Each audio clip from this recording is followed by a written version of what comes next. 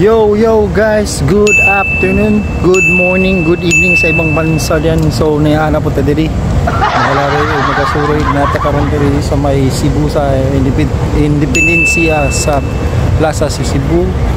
So sulod ta diri unya diri sa El Pera de San Pedro. So diri ta guys, sulod ta kay first time na daw sulod diri. Makalaray na bata diri nakapampalay na punta simple pero mura kita premier. So tara, let's go. So ayan guys, natin kasulod nito diri sa may San Pedro. Oh my God! Wow! Sa mga old fashions natin diri sa sulod. So muna siyang futuristics natin sa view diri sa San Pedro. First time na ito nakasulod diri. Pwede na! Guys, natadiri, pasaka tadiri sa San Pedro. So, ano ito ang futuristics sa diri sa babaw.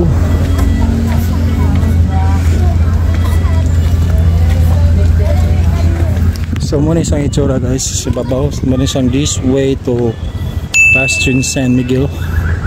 So, muna isang itsura diri sulod sa San Miguel sa atong nakita na sa video na to.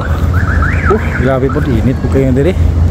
So muna sa guys, kung gusto mo mag-tour diri, nasa lay entrance pay diri na 30 pesos.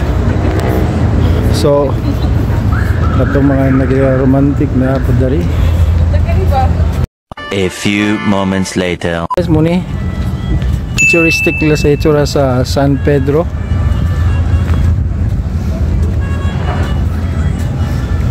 Diri muna siya guys. So napod sila ay baywakan katong matiayon mag-uyabay diri. Muna siyang laagan diri. Sa ako lang po diri karon first timer po ko diri nakalaag. Pow! Nay sila ay old canyon sa unang panahon sa mga Kastila, sa mga gubat sa una, mga Espanyol, Pilipino, mga Amerikano po diri. May sa San Pedro, Port Santiago. Nice kay nga view pero sulit para itong 30 pesos. Muli siyang atong gakon sa 30 pesos. Igo lang ka magasuroy. Sana all.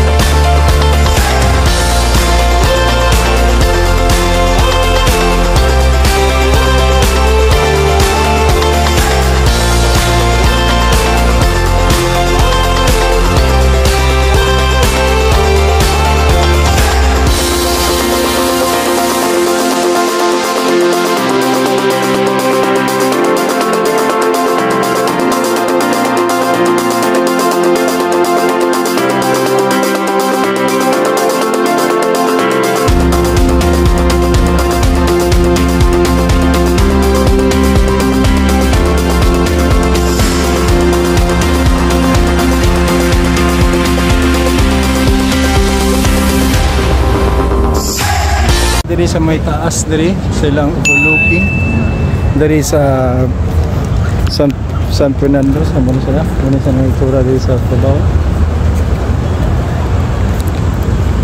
So mula sa guys, sulit ka pa rin yung 30 pesos diring saka ta ilan taw ta kaso lang medyo parang init pero gabi wala dili ni mapagsan ni diri serado ni dagan po mga foreigner diri the view sa overlooking diri sa San Pedro.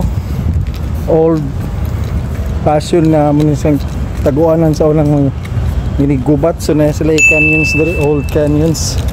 Muna siya ginagamit sa una sa Castilla guys, nga ilang gubat. So diri guys, medyo okay man pero init lang nagipod ang suruyan. So napod diri sa babaw guys na sila GSU PSU Mariners Court Cebu. So katong mga marinero diyan na gusto mo suroy pudi na pudi kon diya pero wala po kasuway try sulod. Yo guys, nakita na po nato ang futurist diri sa Fort Santiago de San Pedro. So nakasulod na po ta diri og naa po sila entrance fee nga 30 pesos. So diri na po ko maghuman sa akong pag-vlog, sa sunod na po nato pag-vlog. So na mag-request niya sa akong pag-vlog na si Archie Sigera alias Kiking mula sa akong kuya. So sa uban po nag-shoutout po, pa-shoutout si Jihan, si Romel Sumagaysay, si Nordwin Valdejo, GM Dadius, og sa mga Siknornians si Kuya Junjun, Ati Jinky, Ati Beth, og ni Auntie Elgin, og ni Boss Miggy, ang pinaka-lupit idol sa Cebu og sa Sikyo.